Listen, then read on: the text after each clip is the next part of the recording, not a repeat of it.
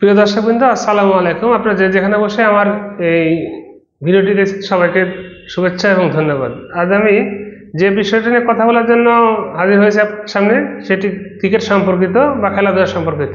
আমি এই ক্রিকেট নিয়ে গত 3-4 দিন আগে একটা কন্টেন্ট করেছিলাম, যেদিন আর কি বাংলাদেশের ভারতের সেমিফাইনাল খেলা হয় ওই দিন।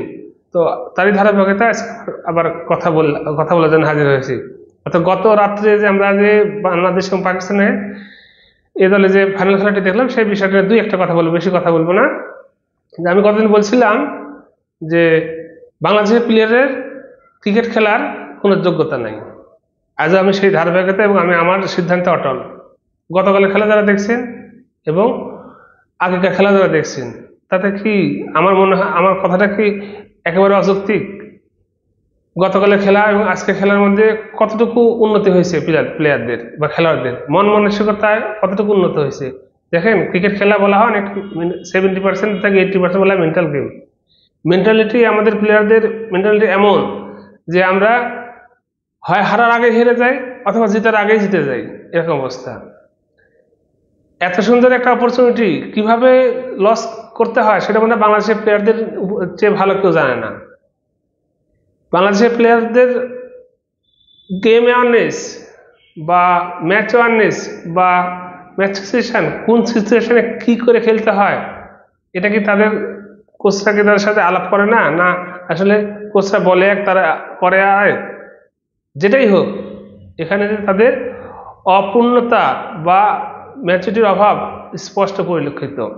প্রত্যেকটা ব্যাটসম্যান, শুরু থেকে ব্যাটসম্যানের কথা বলছি, শেষের দিকে ম্যাচটা টাই হওয়ার কারণ বোলারদের বদান্যতা। ম্যাচটি শেষের দিকে টাই হয়েছে এবং সুপার ওভারে করেছে। কিন্তু তার আগে যে 7টা ব্যাটসম্যান ছিল, কোন ব্যাটসম্যানকে একটু দায়িত্ব নিয়ে খেলতে দেখা গেছে? আমি টেকনিক্যাল ব্যাপারগুলো নিয়ে আলোচনা করতে চাই না, কিন্তু তারপরেও একটু খালি যদি দেখা যায়, তারপর যদি তাদের টেকনিক্যাল অনেক বিষয়ে দুর্বলতা স্পষ্ট পরিলক্ষিত, এটা নিয়ে মানে যে বুঝে না সেও বুঝতে পারবে কোন দায়িত্ব কি। অধিনায়ক কি দলের সিনিয়র খেলোয়াড় কি জুনিয়র খেলোয়াড়, সবারই এমন একটা ভাব, মানে কোনো দায়িত্ব নাই, অজ্ঞানতার যা সর্বশ্রেষ্ঠ উদাহরণ বাংলাদেশ দলের ক্রিকেটারদের দেখলে বোঝা যায়। আমি অন্য একজনের একটা কন্টেন্ট দেখতেছিলাম, সেখানে একজন বলতেছে যে বাংলাদেশের প্লেয়াররা আসলে যখন জাতীয় দলে যায় বা জাতীয় দলের আশপাশে চলে যায়, তাদের হাবভাব হয়ে যায় এমন যে তারা পায়ের উপর ভর দিয়ে হাঁটে না, তারা টোয়ের উপর ভর দিয়ে হাঁটে। আসলে সেই অবস্থা, সত্যি কথা এটা, যে এদের যে দেশের যে প্রতিনিধিত্ব এরা করতেছে, দেশের যে মান সম্মান এখানে জড়িত, দেশের যে 18 কোটি মানুষ তাদের দিকে তাকায় আছে, এই ধরনের জ্ঞান, এই ধরনের তাদের ভিতর মোটিভেশন, তারা বা এই ধরনের এই বিষয়টা নিয়ে তারা মোটিভেটেডই না এক কথা। এইভাবে তো একটা দেশের একটা দেশের ক্রিকেট বা একটা দেশের খেলাধুলা এই ধরনের অজ্ঞাত এই ধরনের অর্বাচীন, আমি আর কি বলবো এছাড়া, এই ধরনের অর্বাচীন ছেলেদের দ্বারা বা এই খেলার দ্বারা তো একটা দেশের ক্রিকেট এভাবে চলতে পারে না। তাদের মধ্যে ন্যূনতম কোনো সাধারণ জ্ঞান নাই।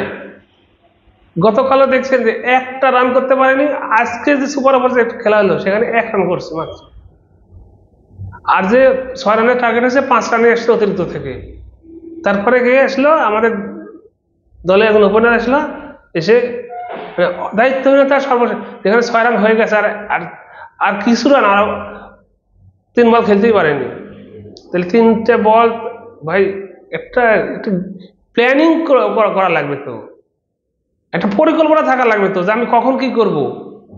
আমার হাতে উইকেট 2টে, সেখানে আমি একটা উইকেট চলে গেছে, আরেকটা উইকেট আমি শেষ উইকেট, সেখানে আমার তো একটু something is better then nothing, একটা কথা আছে। কিছু একেবারে কিছু না পাওয়ার চেয়ে কিছু পাওয়া তো ভালো। আপনি সেখানে 6 রান হয়ে গেছে, সেখানে যদি 4টে-5টা রানে যোগ করতে পারেন, আপনি তো একেবারে অল আউট অ্যাটাকে তো হয়ে যাওয়ার দরকার নেই। 4টে বল আছে, আপনি অল আউট অ্যাটাক গেলেন, 3টে বল পড়ে গেল সুপার ওভারে আগের যে অবস্থা হয়েছিল, সুপার ওভারে তো আসার কথাই না, বাংলাদেশের যে অবস্থা হয়েছিল একসময়, সুপার ওভারে আসার কথা না। মানে ব্যাটসম্যানেরা প্রথম সারির ব্যাটসম্যানেরা আসতেছে যাচ্ছে, মানে কাণ্ড জ্ঞানহীনতার যে অবস্থা সেখান থেকে। দলের মোস্ট সিনিয়র খেলোয়াড় 10 বলে 2 রান করে, 8 বলে 2 রান করে। দলের ক্যাপ্টেন 10 বল খেলে 2 রান করেছে। তাহলে এরা কি করবে? মারবে না ধরবে, ধরবে না মারবে, এই জ্ঞানটা তাদের মধ্যে মনে হয় আসেনি। এদেরকে আপনি সিনিয়র খেলোয়াড় বলবেন, আর এদের কুল ঠান্ডা মস্তিষ্কের ক্যাপ্টেন তকমা আমরা সবাই দিয়ে দিই। এইটা যদি নমুনা হয়, দলের রান যে করছে ব্যাটসম্যানদের মধ্যে হাবিবুর রহমান সোহান, তার শটটা, তার যে আউট, এটা তো দৃষ্টিকটু। তো কয়েকটা শট খেলছে ভালো কথা, কিন্তু তার যে আউটের ধরনটা, এটা তো একটা ব্যাটসম্যানের, প্রপার ব্যাটসম্যানের এইভাবে খেললে তো বড় হতে পারবেন না, বিখ্যাত হওয়া যাবে না, কুখ্যাত মানুষ বলবে না, কি বলবে এদেরকে? আসলে এদের নিয়ে কথা বললে অনেক কথা বলা যাবে, অনেক বলা যাবে। কি এদের কবে এরা শিখবে আর কবে এরা বাস্তবায়ন করবে? সারা জীবন তো শিখতে শিখতে সিনিয়র প্লেয়ার, 30 বছর 32 বছর হয়ে গেছে বয়স, আর কবে শিখবে? এদের শেখার বয়স নাই, এদের এখন ইমপ্লিমেন্টেশন করার বয়স। এখনো যদি এদের অ্যাপ্লিকেশন নিয়ে সমস্যা হয়, এখনো যদি এদের মোটিভেট করতে হয়, তাহলে জুনিয়র প্লেয়াররা এদের দেখে কি শিখবে? আসলে মূল কথা হচ্ছে যে কোথায় আমাদের শেষ, কোথায় শুরু, সেটাই আমরা জানি না, আর কবে এটা শিখবো সেটাও আমরা জানি না। শুরুটা আমাদের কথা হুট করে হয়ে যায়, শেষটা আমাদের কোথায় হবে জানি না। আর এটা কোনো বাস্তব কোনো ভালো উদাহরণের সামনে দেখা যাচ্ছে না। যা হচ্ছে কোনোটাই ভালো হচ্ছে না, কিছুই ভালো হচ্ছে না। জাতীয় দলের প্লেয়ারদের যে সমস্যা, এ দলের প্লেয়ারদের যে সমস্যা, সকলেরই একই সমস্যা। আমরা সহজ ম্যাচ কঠিন করে কোনো কোনো সময় জিতি, অধিকাংশ সময় হেরে যাই। কালকের ম্যাচটা কোনোভাবেই হারার কথা না। আমি বলতেছি না, হ্যাঁ কালকে পিচটা হয়তো অত সোজা ছিল না, সেখানে টস আপনি জিতছেন।